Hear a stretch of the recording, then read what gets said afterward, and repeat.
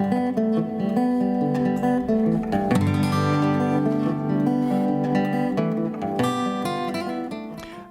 to Exploring Santa Cruz, a bi-weekly program on KSQD 90.7 FM.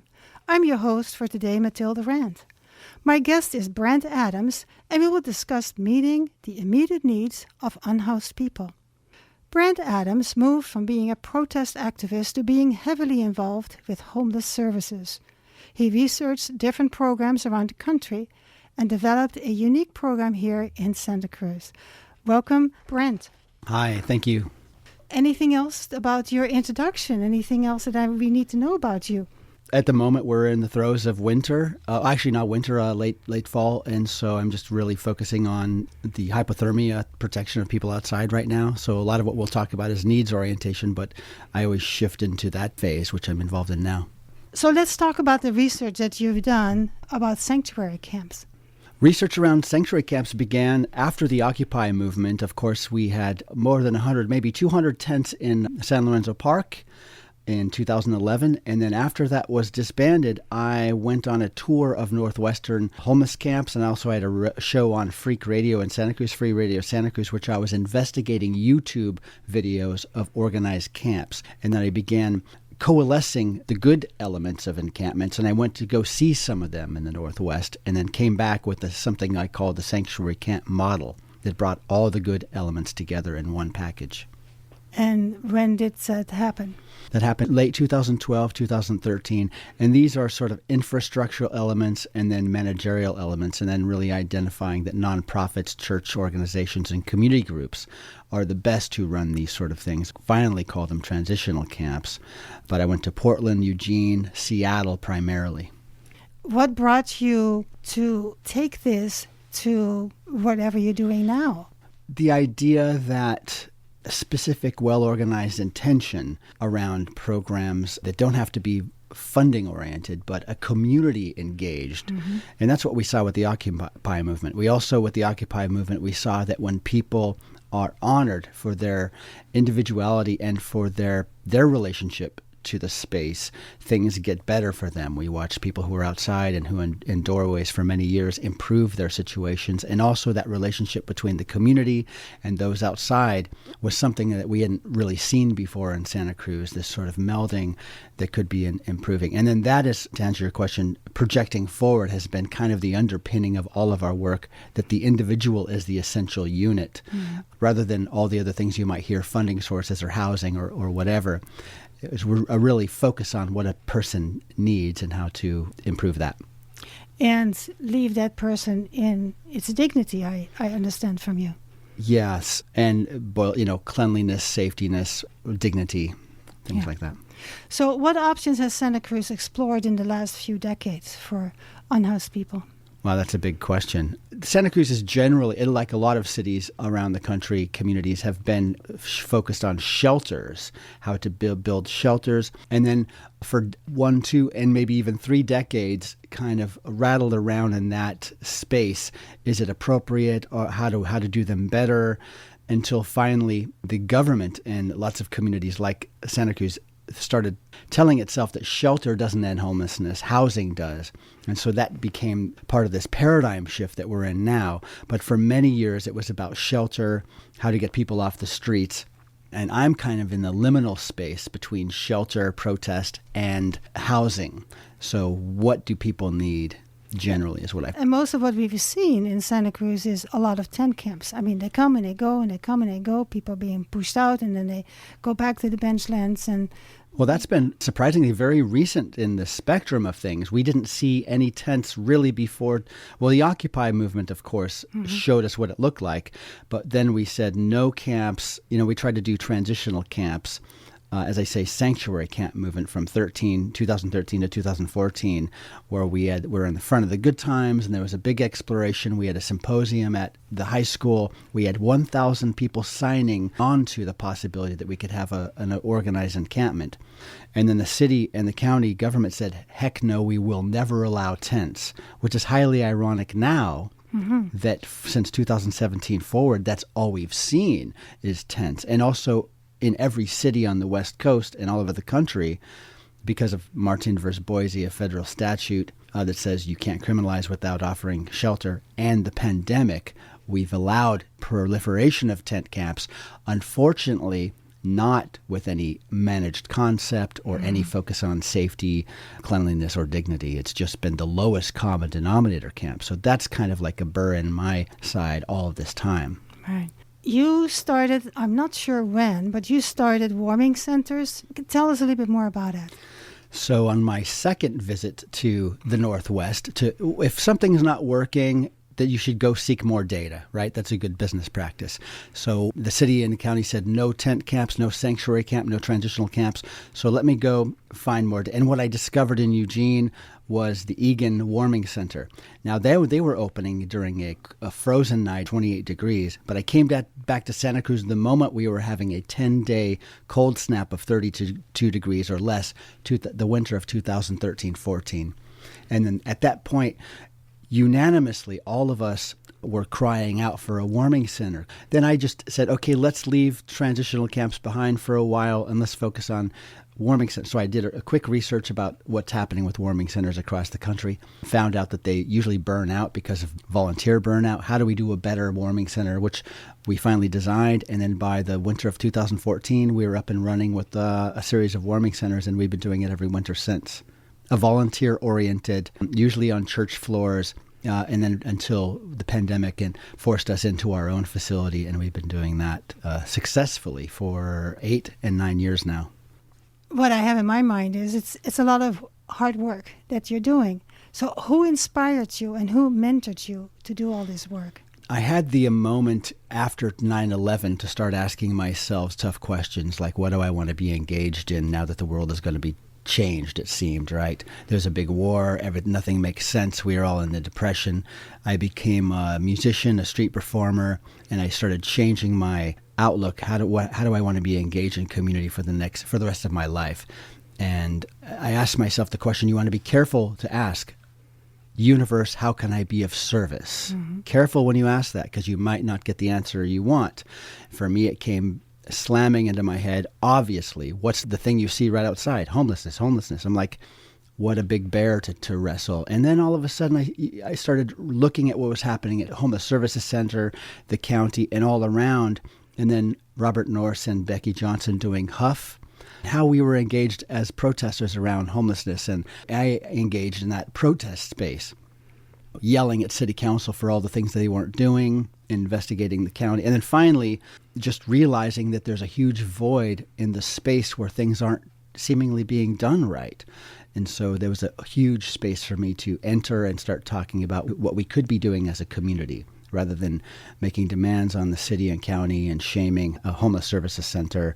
And that's kind of what we've been engaged in all this time, the huge void in obvious volunteer-oriented services, how people can engage in helping improve the lives of people suffering outside. Any people that stand out that mentored you or helped you?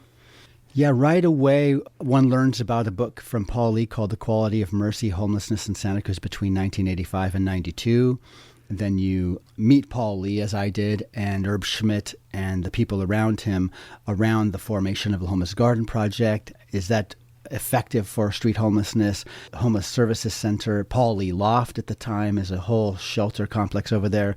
But really I met him and discovered that he has a nonprofit that's designed to help be a fiscal sponsor for starry-eyed upstarts like myself. Mm-hmm. And in the beginning in 2012-13, he helped Santa Cruz Sanctuary Camp raise money into his account so we could start the work. The character of Paul Lee saying so much about the history of homelessness. If you read the book, you realize they started the first homeless shelter, and they did years and years of hard work. And he had a lot of other stuff going on in his life, but his strength of character and charisma, and it was a different time in the 80s.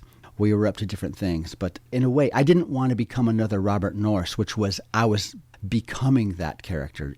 The frustration and anger was coming out my mouth, and I was like, I don't want it. I want to be effective and helpful. Gadflies are critical, and being critical is important. We need people, but you don't want that person to lead your movement.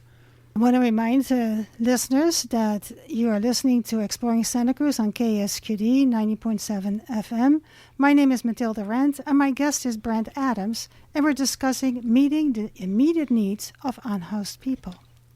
So let's go back to the warming center that you presently still run, I believe on 150 Felker Street. That's right. So tell us a little bit about that particular project. Well, in 2013-14, we had some fundraising actions and then purchased some floor pads and got a bunch of blankets donated. And then Joel Miller is our other first person, Father Joel Miller of Calvary Episcopal, who allowed us to use the Calvary Episcopal floor. I forget what they call it, the parish hall. And he did that without bringing it to his board for vote. So he's very brash, daring person who, like a lot of us, would be fired for that sort of behavior. For the first year, he gave us 10 nights on his floor, and we were off to the races. A friend brought India Joe's soup, and that's really what informed us that we should be serving soup all night long.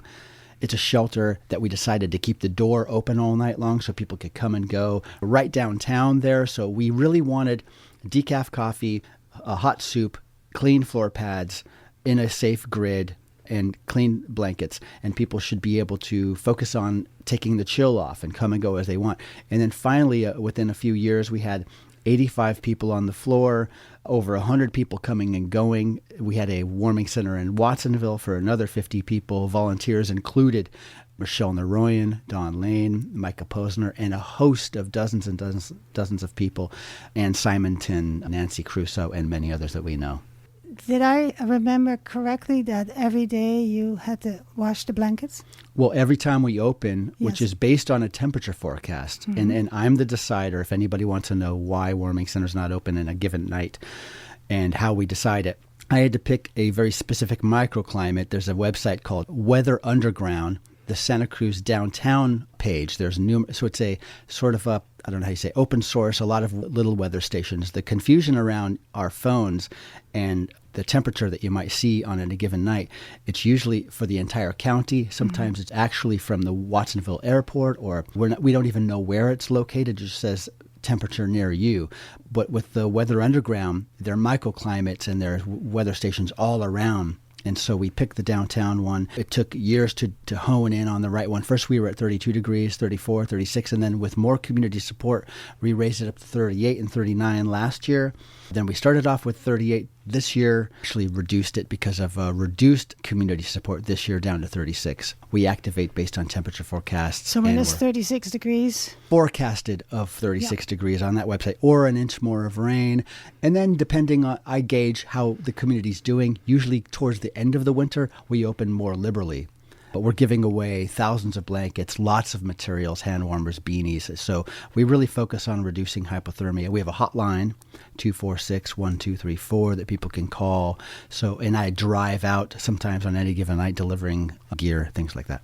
For you to hand them out, you need to receive them. So I understand you accept you're in need of blankets and warm clothing items to give to people? That's right. First, I start off with some fundraising from last year and some money that I can get together through the fall and buy usually about $8,000 worth of blankets and we give dozens of blankets away a day on peak cold temperature phases. And then we also get some churches that do some blanket drives. But we have a donation barrel at currently REI Sports over by Dominican and by Marshall's over by Moe's Alley. And then we have one at our facility, 150 Felker Street. The other donation barrels we had at other stores have been removed because of problems with those locations. Yeah. Of course, people are interested in learning more. You already mentioned something about a hotline, but how can people contact you? The Warming Center Program at Gmail. Our website is warmingcenterprogram.com. We have a hotline at 246-1234. Then my personal number is 588-9892. So let's repeat that so people can write it down. warmingcenterprogram@gmail.com. The website is warmingcenterprogram.com. Good. And the phone numbers are 246-1234. Everyone should just remember that and pass it around. And then my personal number is 588-9892. Use that one sparingly, please. I understand you also ran the Footbridge Services Center. Tell me more about that center. After a number of years of running the warming center and still feeling really critical about what we saw in the homeless space, what's been happening in the meantime is what I would call a huge tsunami from the federal government and all nonprofit sectors around the country called Housing First. So that's kind of the space we live in now, and it dominates all conversations, funding streams, and that's got to be okay, right? To have savvy, you just have to accept the way the world is. And so, but it doesn't minister to personal needs, basic needs as we see them. It only says the few living spaces we can find, we will direct, hopefully, the most vulnerable people into those spaces. But for everybody else, actually, we've seen funding decrease, shelter space decrease, all services have closed and decreased. So we're actually in a space that's worse than we were in the days of Paul Lee, where we had more shelter beds, more services.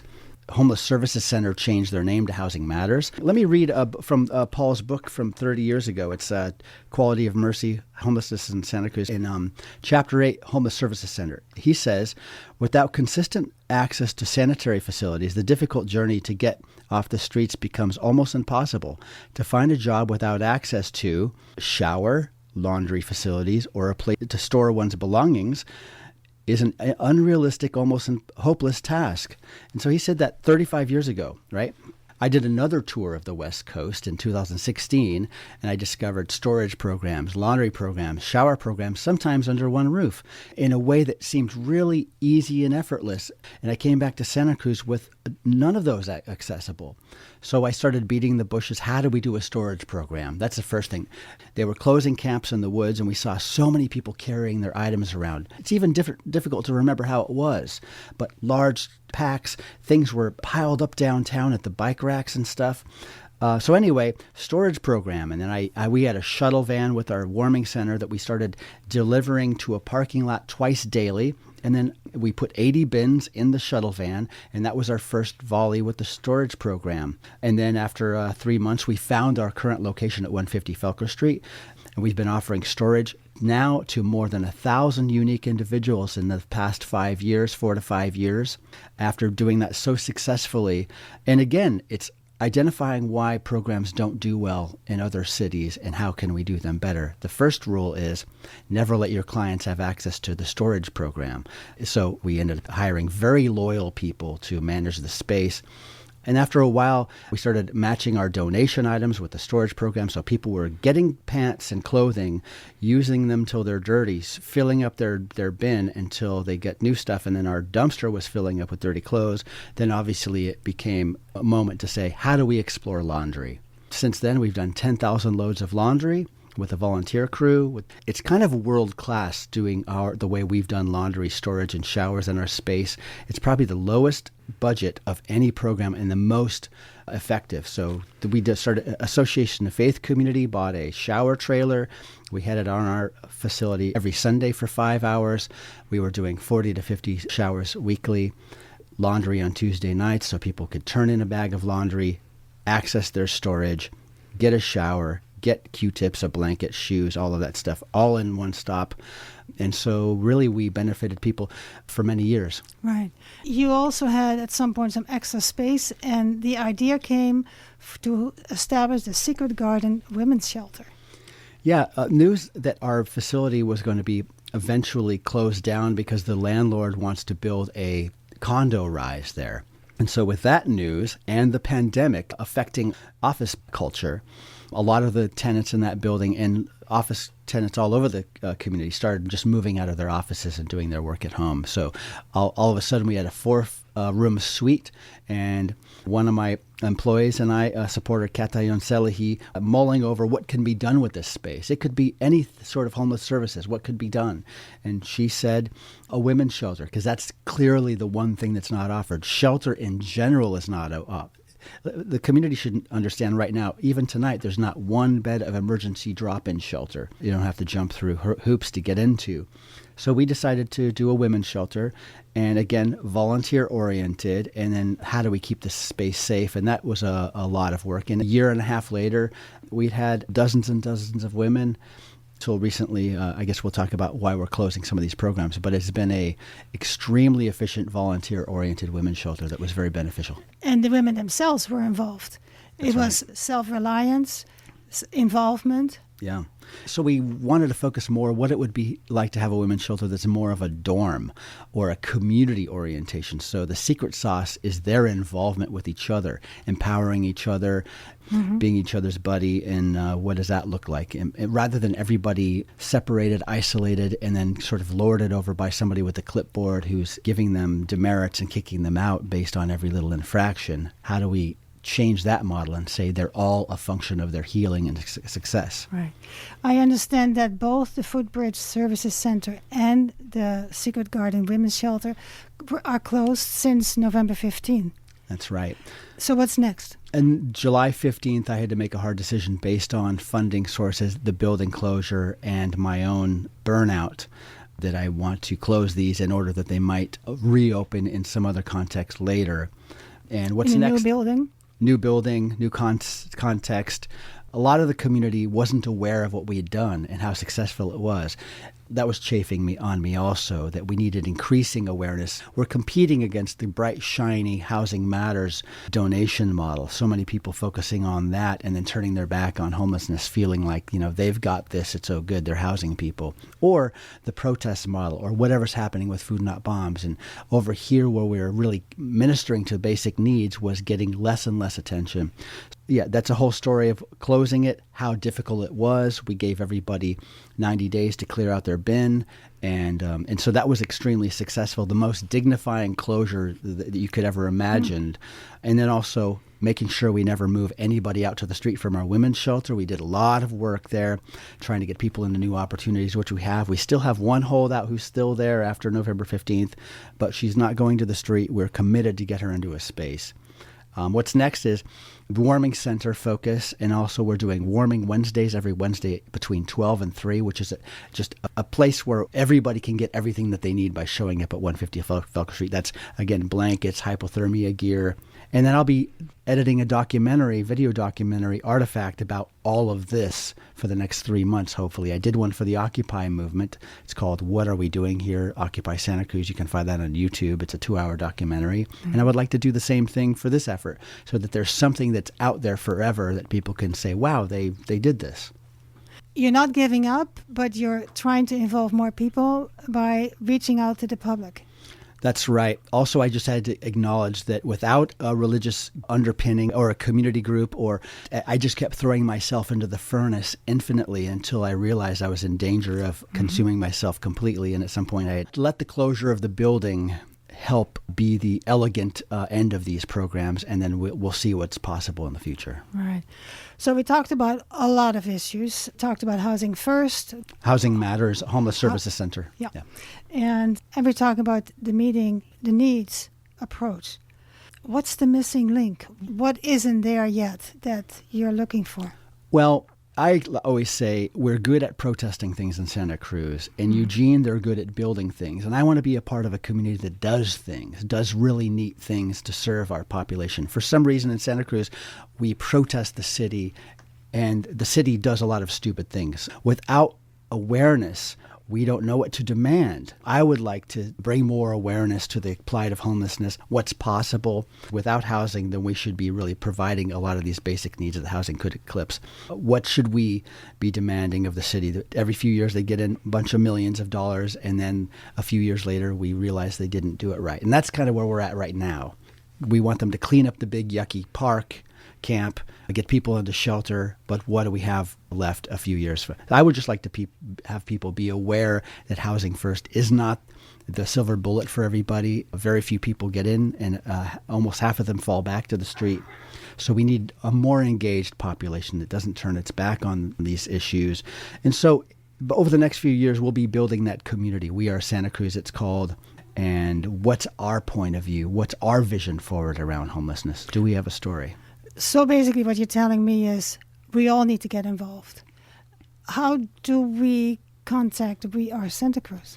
Well, for now, it's a Facebook group, We Are Santa Cruz. It'll be a Google group, and it's kind of lying dormant right now, but after the spring, summer, we'll be reactivating that. I have to bide my time a little bit here. So you're not done yet? No.